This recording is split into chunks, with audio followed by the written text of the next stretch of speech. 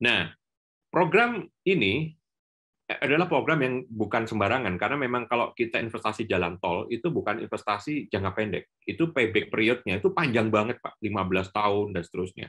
Kalau yang investasi di bidang energi mungkin menengah ya, mungkin 7 tahun, kira-kira gitu.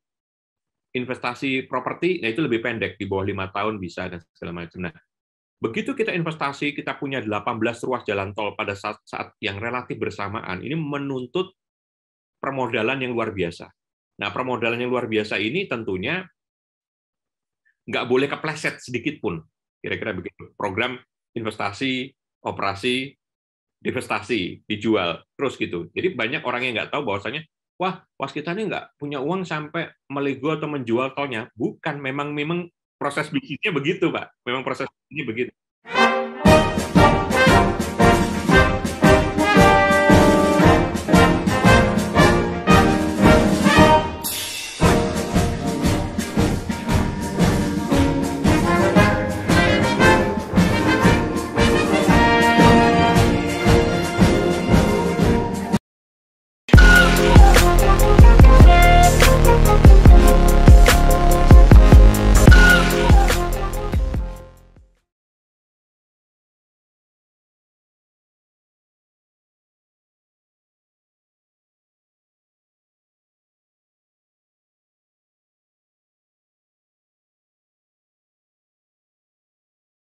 Assalamualaikum warahmatullahi wabarakatuh.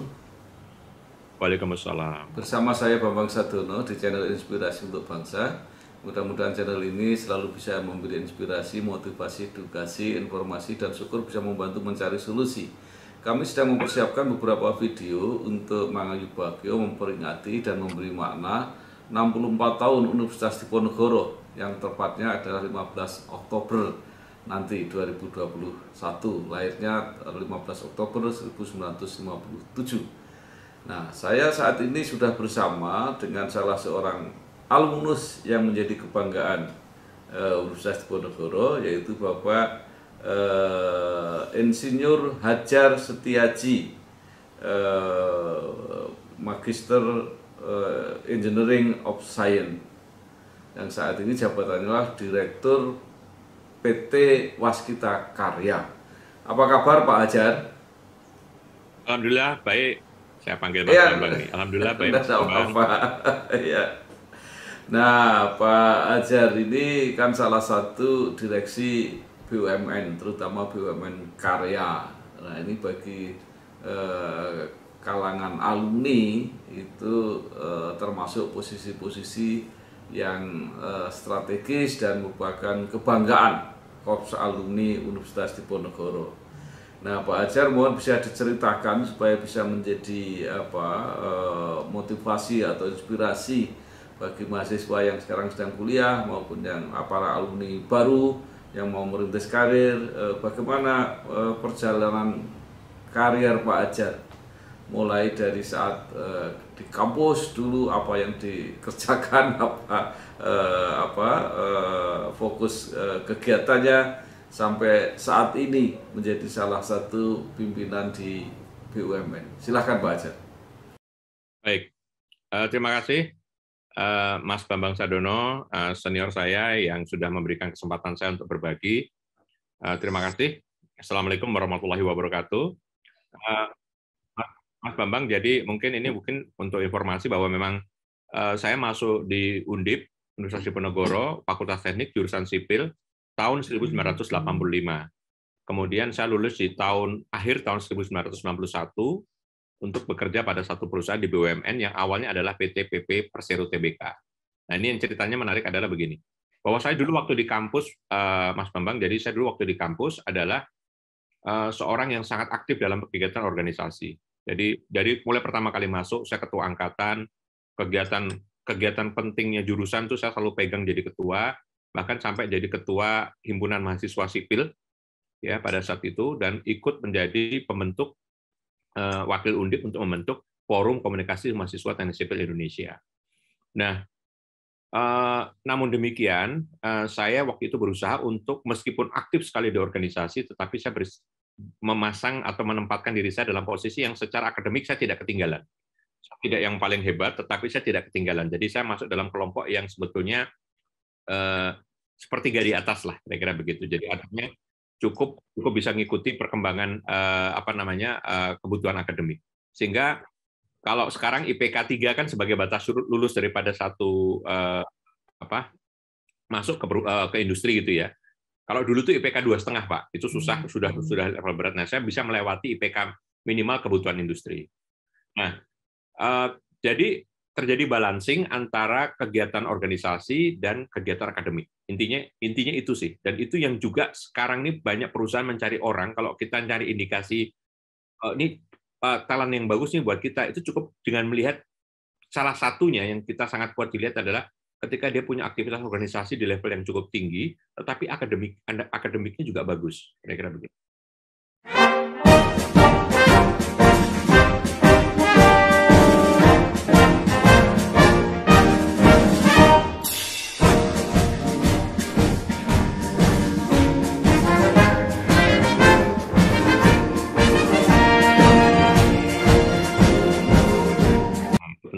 Nah, kemudian karena saya punya keyakinan bahwa saya punya potensi yang baik, dari ketika saya kuliah itu, saya sudah mengincar perusahaan mana yang akan cocok buat saya. Bahkan 1 tahun sebelum lulus. Jadi bahkan lebih ya Pak, sekitar 1,5 tahun sebelum lulus. Jadi saya sudah mendata berdasarkan karakter saya cocok di mana. Waktu itu saya sudah menetapkan bahwasanya saya ini orang pemerintahan, apa orang BUMN, apa orang swasta. Karena ini membutuhkan karakter yang berbeda. Setelah saya evaluasi diri saya mengenali betul, wah saya ini cocoknya kerjaan di BUMN. Setelah saya tahu di BUMN, bidang saya teknik sipil, saya juga mencari tahu, saya cocoknya akan di dunia sebagai investor, seperti Jasa Marga, kira-kira gitu, Pelindo, gitu, atau di dunia kontraktor, seperti di PP, Waskita, Wika, HK, atau di konsultan, gitu ya, seperti di Yodia, itu kan juga BUMN, karena setelah saya menetapkan saya di BUMN. Saya simpulkan dari semua kajian tadi, yang paling pas buat pengembangan saya adalah di dunia kontraktor. Nah, setelah kontraktor pun saya mengkaji lagi. Kira-kira kalau kontraktor itu yang paling bagus pada era itu ya Pak ya, tahun 1990 itu yang mana? Setelah saya evaluasi dari approach-nya begini. Mana program pengembangannya yang paling bagus di era itu? Mana orang-orang yang promotnya di usia muda terjadi di perusahaan itu, kira-kira gitu ya. Mana program-program pembelajaran yang paling bagus di perusahaan itu dan seterusnya. Akhirnya saya dapatkan pada saat itu yang paling tinggi itu PP. Pada saat itu, tinggi PP. Nah, ketika itu saya sudah tidak mau daftar kemana-mana lagi. Waktu 1,5 tahun sudah saya persiapkan nanti ada program beasiswa Ikatan Dinas yang setiap tahun datang dari beberapa perusahaan, dan saya hanya ngincar PP dan tidak mendaftar kemana-mana. Akhirnya, alhamdulillah saya diterima sebagai mahasiswa beasiswa Ikatan Dinas di PP, kira-kira selama 6 bulan, kemudian lulus dari situ, kemudian langsung mendaftar dan bekerja di PP, terus kemudian membuat satu perjalanan karir di PP, sampai kemudian pernah dilakukan asesmen oleh Kementerian BUMN, dianggap saya cocok untuk menjadi direksi perusahaan yang memang menuntut satu transformasi gitu ya kira-kira, dan disitulah saya dipindahkan ke Wasita Karya. Nah, mungkin pelajaran penting yang dilakukan di sini adalah satu, aktif di organisasi dan akademik itu menjadi penting, ya. Kemudian yang kedua, fokus terhadap karakter, fokus kepada di mana besok saya bekerja, membuat kajian tentang itu dan fokus untuk mengincar itu adalah penting, kira-kira begitu ya. Dan ketika kita sudah di dalam satu perusahaan, maka otomatis ketika kita karakternya cocok, treatment-nya cocok, maka itu otomatis akan berkembang dan menuju kepada titik yang kita harapkan suatu saat nanti.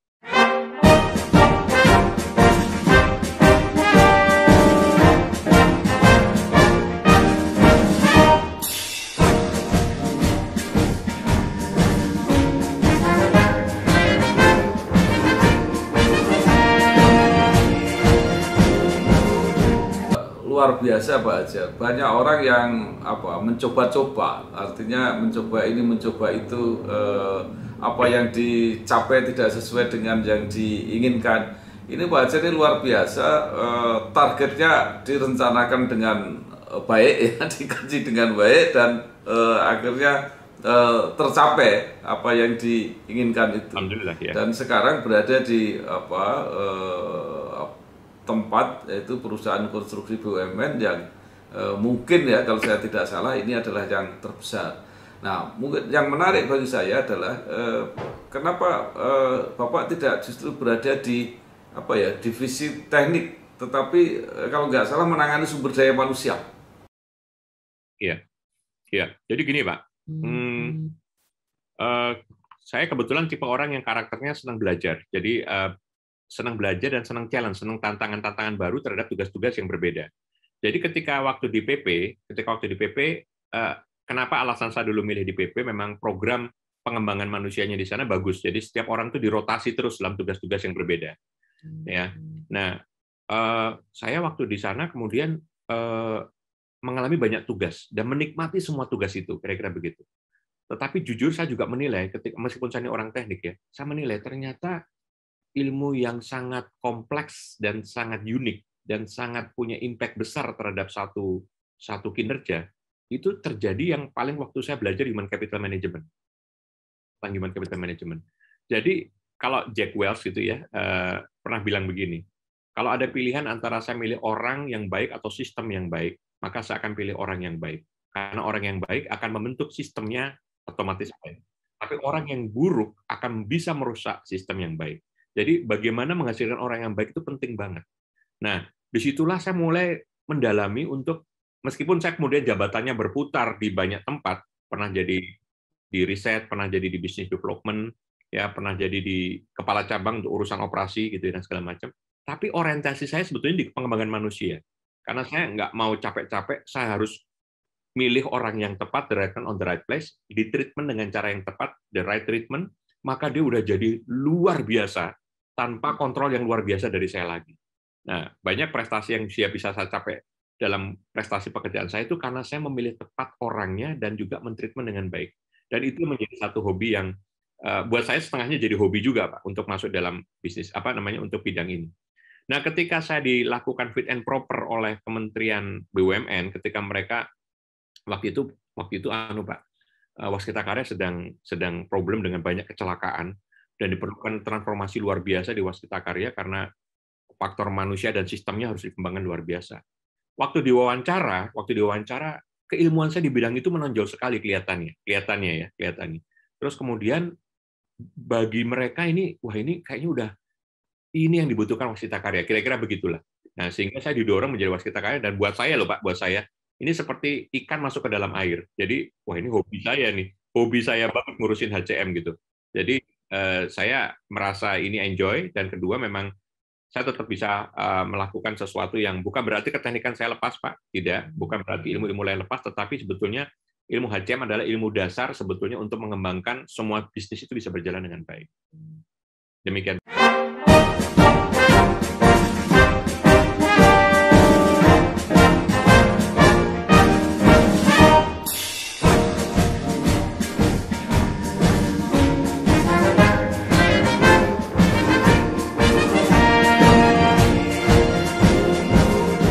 Ya, baik.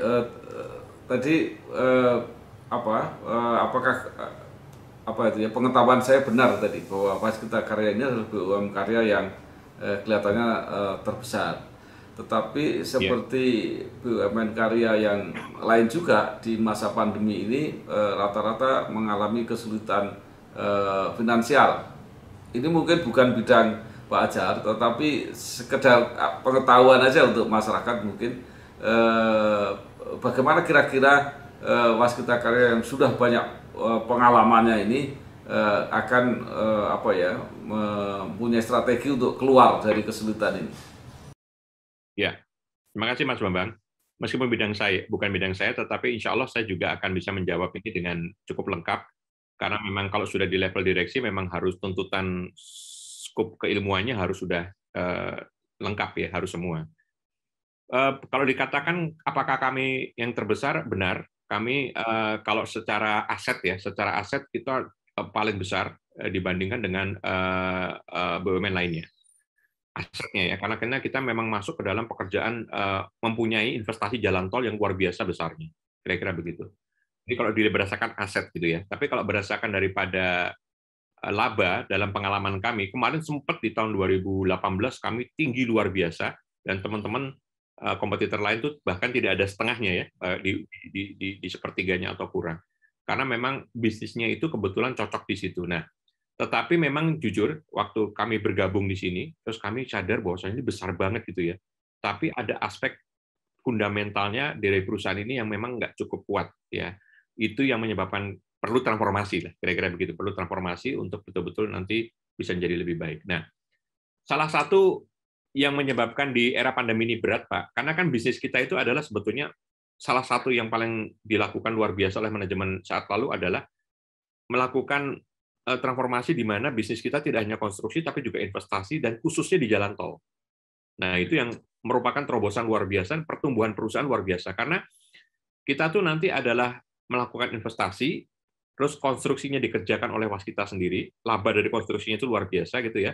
Terus setelah nanti beroperasi, tol itu diinvestasi, dijual kembali gitu. Nah, jadi nanti kalau sudah ada keuntungan atau profit dari investasi itu akan diinvestasikan kepada tol yang lainnya dan seterusnya. Jadi ini akan, dan ini program yang sebetulnya sangat bagus untuk membantu pemerintah sehingga kita bisa ikut mendorong penyelenggaraan program-program infrastruktur yang mungkin selama ini agak setengahnya macet waktu itu, ya, kira-kira gitu.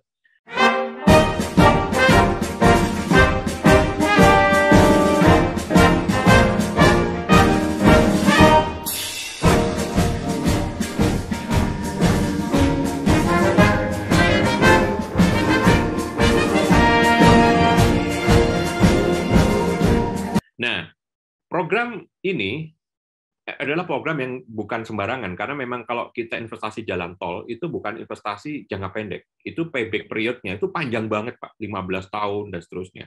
Kalau yang investasi di bidang energi mungkin menengah ya, mungkin 7 tahun, kira-kira gitu. Investasi properti, nah itu lebih pendek, di bawah 5 tahun bisa, dan segala macam. Nah, begitu kita investasi, kita punya 18 ruas jalan tol pada saat yang relatif bersamaan, ini menuntut permodalan yang luar biasa. Nah, permodalan yang luar biasa ini tentunya nggak boleh kepleset sedikit pun, kira-kira begitu. Program investasi, operasi, divestasi, dijual, terus gitu. Jadi banyak orang yang nggak tahu bahwasanya, wah, waskita ini nggak punya uang sampai melego atau menjual tolnya. Bukan, memang proses bisnisnya begitu, Pak. Memang proses bisnisnya begitu. Nah, begitu kita mengalami pandemi, Pak, otomatis ya konstruksi kita tuh hidupnya kan dari investasinya kita sendiri, yaitu jalan tol. Nah, jalan tolnya itu perputarannya harus dijual. Nah, waktu jual kita sempat jual 3 ruas jalan tol, 2 sebelum pandemi, yang 1 ya setelah pandemi ini sedang berjalan juga, tapi sudah menjelang terakhir-terakhir. Kemudian yang berikutnya udah nggak berhasil jual lagi. Kenapa? Karena investor itu sudah kan kalau beli tol itu kan bukan barang 100 atau ratusan miliar, tapi triliunan, Pak. Ya, 2 triliun, 3 triliun. Nah, itu bukan barang murah. Pasti mereka perlu untuk cek lokasi, betul-betul mendalami hasil data lalu lintas harian rata-rata, cek IRR-nya, dan segala macam. Itu sangat mendalam. Dan itu agak terganggu ketika kita pandemi. Sehingga kita nggak bisa berjalan. Nah, kebayang nggak, Pak, begitu kita nggak bisa jual tol ini, maka hutang-hutangnya yang ada di situ akan sangat memberatkan waskita, karena akan terjadi stuck di situ. Hutang yang baik di investasi maupun juga hutang yang ada di konstruksi, karena proyek konstruksi itu kan kalau di tol kan turnkey, Pak, dibayarnya ada setelah selesai baru dibayar. Nah, ini yang memberatkan. Jadi pandemi membuat semua berat pasti di dunia konstruksi, tapi waskita yang paling berat karena memang masuk di bisnis yang size-nya besar dan risikonya memang tinggi dari sisi investasi dan divestasi jalan tol tadi. Nah, itu yang terjadi, Pak, sekarang sebetulnya di tempat.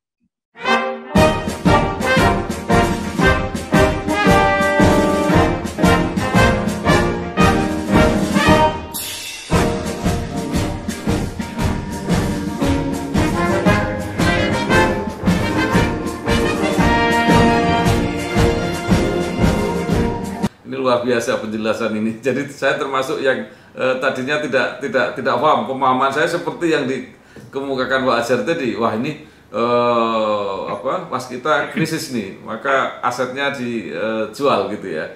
Nah, sekarang pandemi sudah mulai melandai, Pak ya, sudah mulai berkurang ini.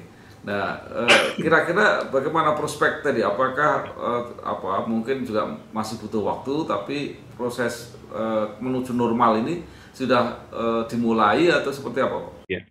Ya, baik. Jadi ini ada lanjutannya, Pak, dari setelah tadi kita mengalami kondisi yang cukup berat secara keuangan karena tipe bisnisnya, tipe model bisnisnya seperti itu. Sebetulnya keren banget nih, Pak, keren banget tipe bisnis ini. Tapi kalau nggak ada pandemi, begitu ada pandemi, kelok semua, kita nggak bisa jualan, otomatis konstruksinya terbebani dan seterusnya.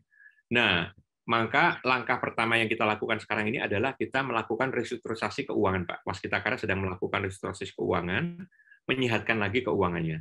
Dan faktor yang mendukung ini luar biasa banyak. Jadi misalnya dengan perbankan, itu Pak ya, kita sudah memulai dan mendapatkan ya green light bagus, ada relaksasi di bidang perbankan dan mensupport program ini. Kemudian dari sisi pemerintah, ini karena kita dari BUMN dan juga mempunyai program yang sangat punya manfaat besar bagi program infrastruktur yang pemerintah kemarin, didukung juga dengan adanya permodalan baru. Jadi ada PMN ya, penyertaan modal negara di situ yang baru untuk kita, dan itu berdampak kepada, karena kita adalah TBK, nanti berdampak kepada right issue atau dana tambahan dari publik.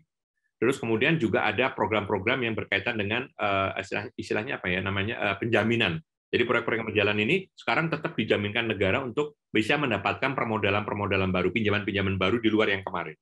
Nah, jadi sekarang ini Pak, yang dilakukan Waskita Karya ini adalah sekarang mulai lagi normal karena proses keuangannya sudah mulai dapat dukungan sehingga nanti mulai berjalan dengan baik. Nanti mulai akhir tahun ini kita sudah bisa relatif berjalan normal lagi. Tapi kita startnya sebetulnya dari mulai, insya Allah dari mulai September ini ya, kira-kira begitu. Nah, dampaknya kemana? Sebetulnya ini kalau ditanya apakah sudah recover ya dunia konstruksi, rasanya juga belum sih Pak. Sebetulnya kalau marketnya di luar sendiri sih belum. Karena memang semuanya masih ya, kalau ngomong persentase, apakah kalau kita ada angka 0 sampai 100 sudah di mana kira-kira? Mungkin kalau menurut saya masih 50% lah. Market itu sudah mulai hidup-hidup lagi gitu ya, tetapi tidak maksimal. Nah, kita kan marketnya dua, Pak. Market internal dari investasi sendiri dan market eksternal dari market luar. Yang market luar kan tadi tumbuhnya masih 50%-an gitu ya. Nah, kita otomatis pasti tidak bisa mengandalkan banyak nih dari market eksternal. Nah, dari market internal karena penyihatannya sudah terjadi gitu ya, sedang terjadi dan insya Allah nggak lama lagi tuntas, maka market internal ini akan banyak membantu juga recovery-nya Waskita Karya. Nah, kapan proses ini akan berlalu? Kalau menurut kami program yang berkaitan market eksternal, normalnya konstruksi lagi ini, recovery-nya bisa makan waktu 2 sampai dengan 3 tahun sebetulnya. Tetapi itu juga yang waktu yang bersamaan dengan kita, karena kita kira-kira perlu waktu 2 sampai dengan 3 tahun untuk merecover proses kita juga di internal. Jadi ini kayak nyambung aja gitu, Pak, nyambung. Tapi kalau ditanyakan udahkah 100% dunia konstruksi hidup, menurut saya juga belum. Tetapi recover menuju ke sana sudah mengarah, dan Waskita memanfaatkan situasi itu juga bersamaan dengan kami melakukan restrukturisasi keuangan dan transformasi bisnis kita. Makanya kalau Bapak lihat di background saya sekarang nih, tulisannya adalah kami sedang melakukan transformasi Waskita, warisan kita. Jadi bukan lagi kita sekarang tumbuh luar biasa, habis itu kita nggak sustain, sekarang adalah kita tumbuh bertahap, tetapi sustainability-nya terjaga. Jadi kelanjutannya itu yang harus dipikirkan. Kira-kira demikian, Bapak, Mas Bambang.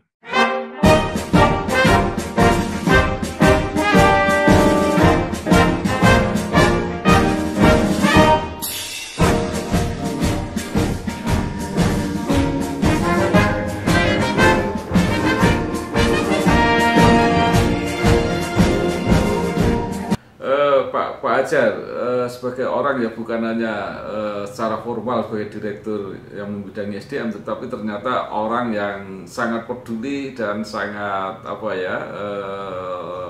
berminat untuk mendalami itu. Apa dampak dari ini situasi yang tidak begitu bagus gitu ya di perusahaan sebesar Waskita Karya terhadap SDM? Artinya SDM ini harus melakukan apa dalam situasi seperti ini? Iya, jadi gini Pak, Mas Bambang. Satu, sejak adanya pandemi ini, orientasi kita di human capital itu adalah orientasi kesehatan. Memang betul kita memberikan satu langkah-langkah preventif dan kuratif terhadap program kesehatan. Bayangkan Pak, sebetulnya dunia konstruksi itu nggak boleh berhenti itu Pak. Ya kan? Jadi owner-owner kita atau pemilik proyek kita tetap meminta pekerjaan itu tetap berjalan. Ya, kira-kira terutama untuk proyek-proyek yang strategik nasional, proyek-proyek yang memang kritis harus dikerjakan. Jadi kami memang termasuk dunia industri yang memang kenceng banget dalam hal prokes nih. Dalam hal prokes terutama yang berkaitan dengan kegiatan lapangan. Itu orientasi kami yang paling kami perhatikan Pak. Pertama, memperhatikan sisi kesehatan karyawan. Nah, tapi kemudian saya kaitkan dengan pandemi. Pandemi ini sebetulnya menurut saya juga merupakan satu ini Pak, satu keberuntungan, satu hadiah buat kita. Karena Bayangkan Pak, kita melakukan VidCon kayak gini. Sebetulnya alat VidCon seperti ini sudah ada long time ago, Pak, sudah lama. Ya kan? Kami rapat-rapat, kami sudah punya teknologi macam-macam, tapi nggak pernah kepake karena memang nggak ada pandemi. Jadi kami selalu offline dan diskusi langsung. Pandemi COVID-19 menjadi kaisar atau pemimpin perubahan sebetulnya. Jadi kita dipaksa. Sekarang kebalik, kami ini sekarang kalau ketemu malah grogi. Pengennya rapatnya online terus. Nah, perubahan-perubahan ini yang kami manfaatkan, Pak. Jadi ketika pandemi ini terjadi, ketika aktivitas kami tidak bisa sekencang biasanya, kami justru membenahi sistem manajemen kami, pengembangan human capital management kami menjadi perhatian. Jadi digitalisasi kami ini kebetulan di Waskita Karya digitalisasinya sekarang one of the best, Pak, yang terbaik di lingkungan BUMN konstruksi. Jadi kami sering dijadikan parameter untuk penerapan ERP misalnya, Enterprise Resource Planning itu untuk menghubungkan IT system dalam semua proses perusahaan. Kami menjadi referensinya. Building Information Modeling, digitalisasi konstruksi, kami menjadi referensi teman-teman di dunia konstruksinya. Kemudian di bidang Human Capital Management pun, bagaimana pengelolaan talent management dan program pengembangan, kami salah satu juga yang dijadikan referensi teman-teman. Nah, ini yang terjadi mumpung pada saat kami ini lagi, sejak tahun 2020 jeda gitu ya, meningkatkan sistem ini, Pak, dan mengembangkan orang-orangnya. Jadi menurut saya ini adalah, ya menurut saya malah barokah juga sih ada pandemi gitu ya. Karena memang ini kesempatan kita memperbaiki sistem dan meningkatkan kapasitas manusianya, kompetensi-kompetensi. Saya rasa itu, Pak, yang bisa kita lakukan.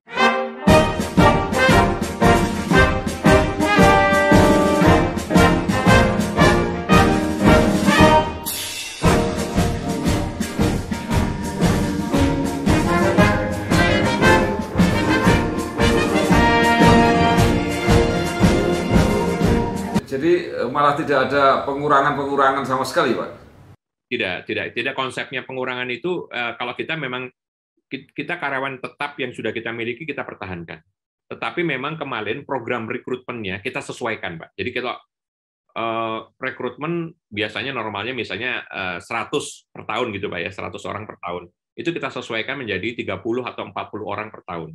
Itu yang paling beratnya kemarin. Sekarang udah mulai 50 atau 60 per tahun, kira-kira begitu. Jadi yang kita sesuaikan rekrutmennya, Pak. Tapi kalau pengurangan orangnya kita tidak lakukan secara karyawan.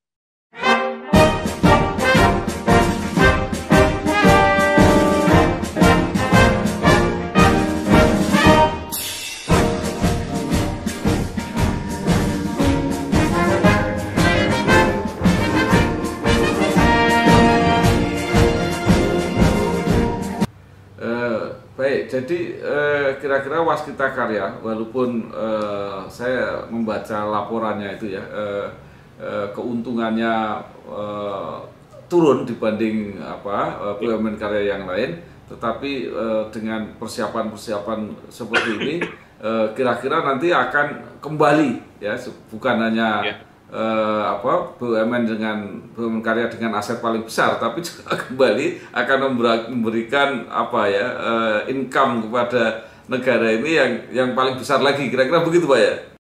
Insya Allah. Jadi memang betul kalau dari laporan keuangan kita kan dari beban bunga bank saja sekarang luar biasa. Nah, sejak nanti kita restrukturisasi, kemudian kita restrukturisasi itu temannya harus transformasi, Pak. Karena kalau kita hanya minta kebijakan keringanan dari sisi relaksasi perbankan dan lain-lain tanpa meyakinkan bahwa kita bisnisnya akan berubah, maka nanti akan juga gagal lagi. Makanya transformasi bisnis ini kita lakukan. Nah, recover ini memerlukan waktu setidaknya 2 sampai dengan 3 tahun untuk bisa positif, kira-kira gitu, untuk bisa bagus. Nah, kami memperkirakan mulai 2022 udah mulai dirasakan, tapi mulai betul-betul dirasakan impact-nya di 2023. Sampai terus dan seterusnya. Nah, jadi, yang kami lakukan sekarang yang paling penting fondasinya, Pak, fundamentalnya. Jadi kita pengen bahwasanya ketika nanti Waskita tumbuh lagi dalam kondisi yang nanti normal, itu fondasinya udah kuat banget. Apa itu? Manusia-manusianya, secara kompetensi, sistem-sistemnya, secara kolaborasi, sistemnya sudah berjalan dengan baik. Sehingga nanti ketika kita running, menormalkan lagi, speed kita juga jauh lebih cepat dari kompetitor, pengennya begitu. Dan juga sustainability-nya dicapai, Pak. Jadi mampu tumbuh terus gitu. Karena memang fondasinya sudah bagus gitulah kira-kira, Pak. Insya Allah jadi terbesar lagi, insya Allah.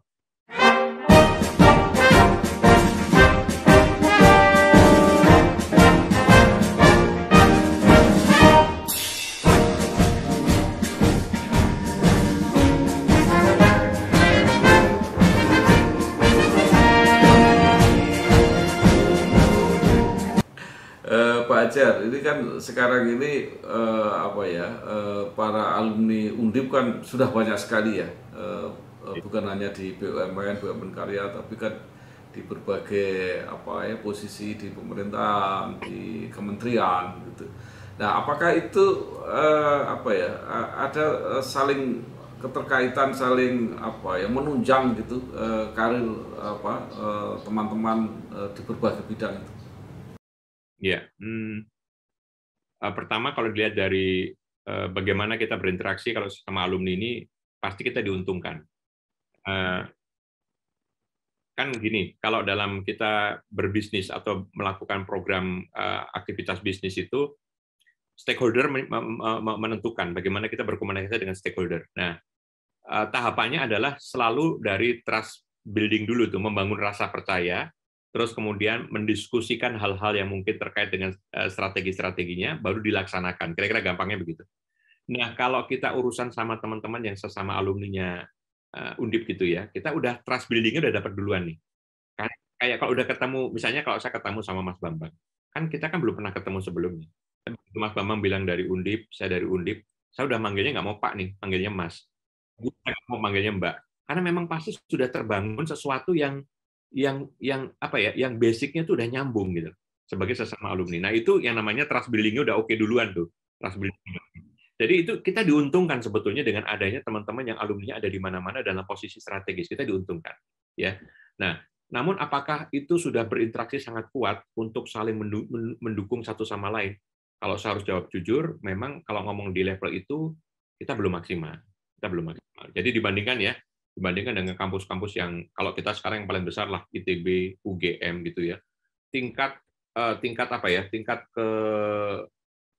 kerapatan koordinasi atau supporting dari alumninya itu luar biasa.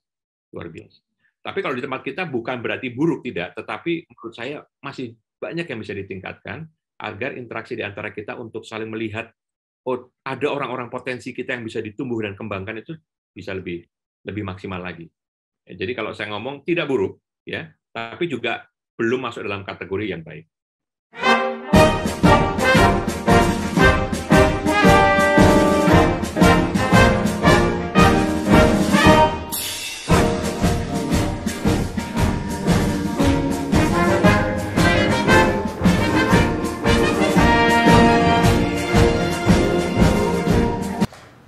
Kalau komunikasi dengan alma mater, Pak, dengan fakultas atau dengan universitas, itu masih bisa dijaga atau mungkin saling kerjasama begitu? Iya, sangat Pak, sangat. Kebetulan saya adalah Sekum di Ikatan Alumni Teknik Sipil Undip. Dan itu yang menyebabkan kita punya interaksi sangat baik dengan kampus. Kampus sangat terbantu dengan industrinya sekarang. Bahkan sekarang kami selalu nyari terobosan-terobosan apa kesulitan kampus dan kita ikut masuk ke sana. Jadi saya ini termasuk supporter beratnya kampus ya, terutama di teknik sipil. Jadi dekan Fakultas Teknik selalu diskusi sama saya, misalnya program digitalisasi kita ini susah banget ya berkembang. Kenapa? Saya bilang, kalau Anda dosennya tidak di-upgrade, itu akan susah. Tapi susah loh, dosen-dosen kita yang existing ini di-upgrade. Harus cari dosen baru yang di-upgrade. Terus gimana nanti belajarnya? Kalau gitu gini aja, buat program sekolah S2, S3, tetapi berbasis ilmu digitalisasi ini. Kami keluarkan CSR-nya untuk itu, dan kami temenin para ahli-ahli digitalisasi kita ikut sekolah di sana, dampingi. Ketika nanti dia udah lulus, dia jadi dosen andalan. Ketika jadi dosen andalan, praktis program pengembangannya nanti dia akan jadi bagus. Sampai seperti itu, Pak. Jadi kita komunikasinya tuh bukan berdasarkan teori lagi, tetapi berdasarkan praktek-praktek apa yang akan bisa mendukung kampus. Dan ini penting kalau buat saya, karena kalau nggak alumni yang memberikan support, siapa lagi? Kira-kira begitu. Nah, itu contohnya.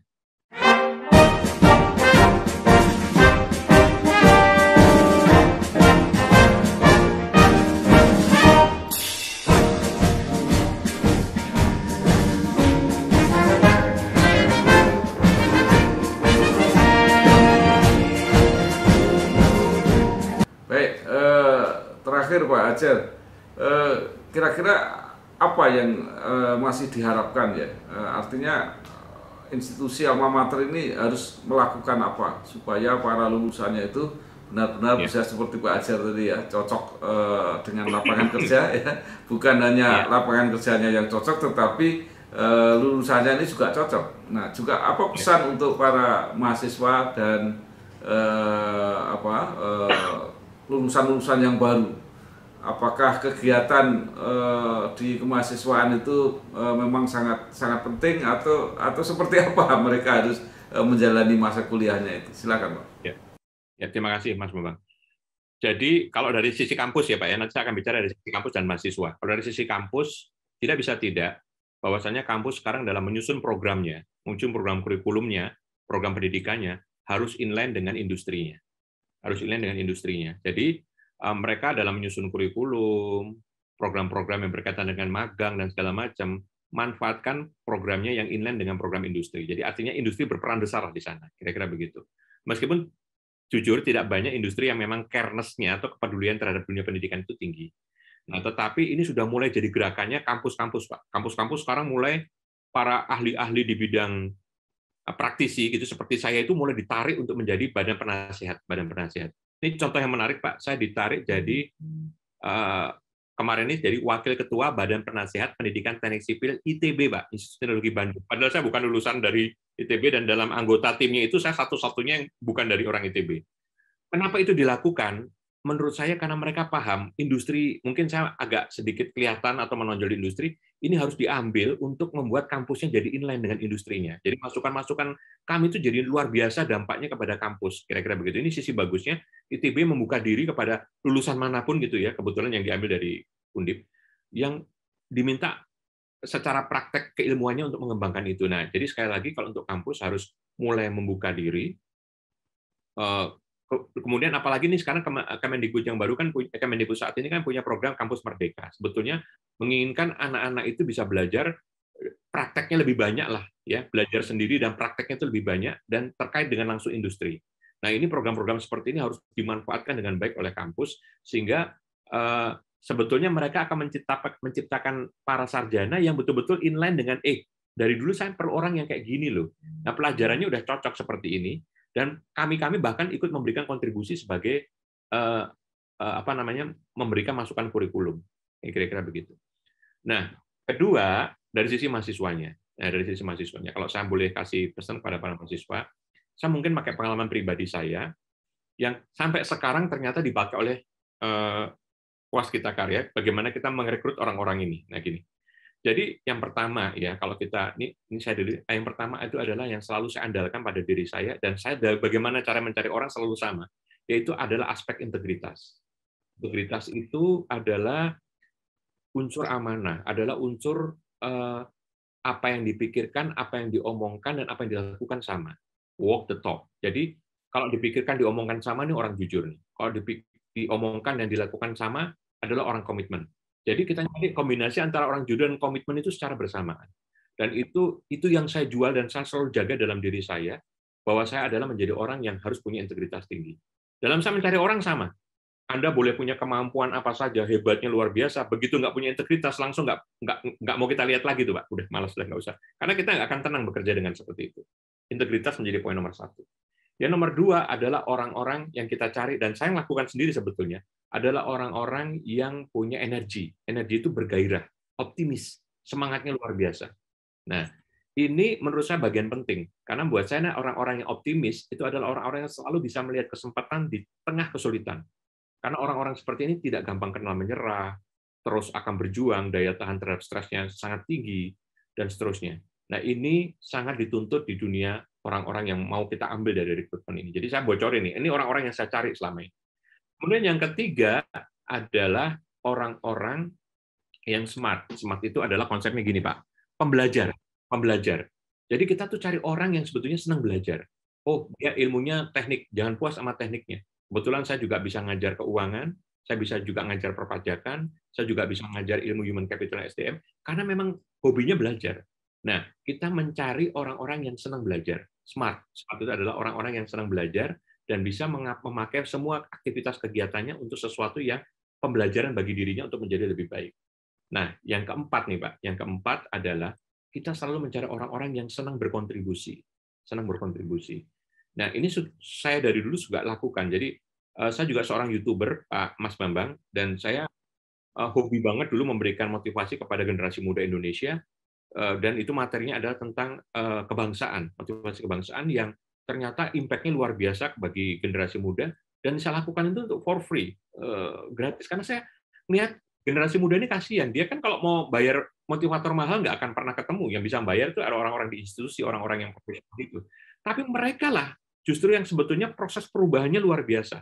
Dan sejak itu saya menanamkan pada diri saya kalau bekerja untuk generasi muda harus dengan spirit for free, dan itu adalah kontribusi saya terhadap bangsa dan negara ini. Nah, mental kontribusi itu selalu kita harapkan didapatkan dari orang-orang generasi muda sekarang. Jadi jangan cuma ego memikirkan dirinya sendiri, tapi juga punya mental bagaimana saya punya manfaat lebih besar bagi lingkungan kami, bagi masyarakatnya, bagi bangsa dan negara. Ketika 4 ini sudah inilah yang paling dicari, Pak. Dan kebetulan Kementerian BUMN atau BUMN di Indonesia ini sekarang sama, Pak. Namanya ada Employee Value Proposition, artinya janji perusahaan mencari orang dan cari orang karyawan yang tepat. Itu apa? Ternyata 3 yang dilihat sama mereka. Semua sama. Yaitu 1, pembelajar, orang yang senang belajar, orang yang senang tumbuh dan berkembang, dan orang yang senang berkontribusi. Cocok kan seperti apa yang saya lakukan, dan alhamdulillah sekarang saya dalam level seperti ini. Ini adalah tips and trick bagaimana kita mencari orang, bagaimana nanti adik-adik juga membentuk dirinya untuk menjadi orang-orang seperti itu. Demikian, Mas Bang.